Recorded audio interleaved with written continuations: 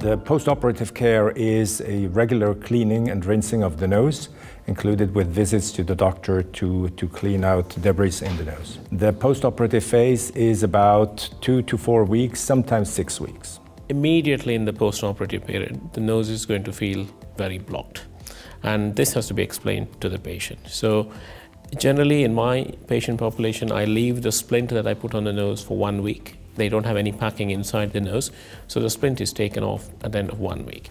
So I don't use the recommend the use of antibiotics, if you like, for these patients because they don't need it most of the time.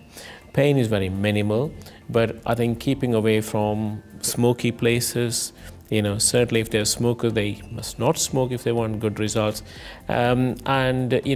Equally, but still maintain active. You can go out and do whatever you want to do, but not do heavy exercise and things like that.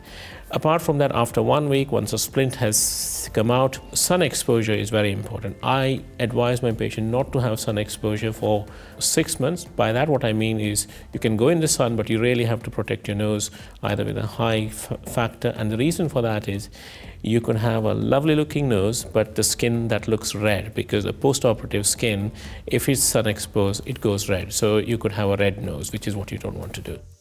The final result of the nose job and rhinoplasty surgery will appear at least 6 months to 12 months after surgery, because there is some edema and swelling over the nose that it will reduce after 6 months to 12 months. So the patients must remain for at least 6 months to see the final results of their surgery. And it is especially true for the thick skin patients. The amount of the swelling and edema of the nose is more in the thick skin patients than in thin skin patients. After removal of the cast and after removal of the dressing, just the patient can see a general concept of the nose, but this is not the final result. So they must be patient for at least 6 to 12 months for final results of surgery.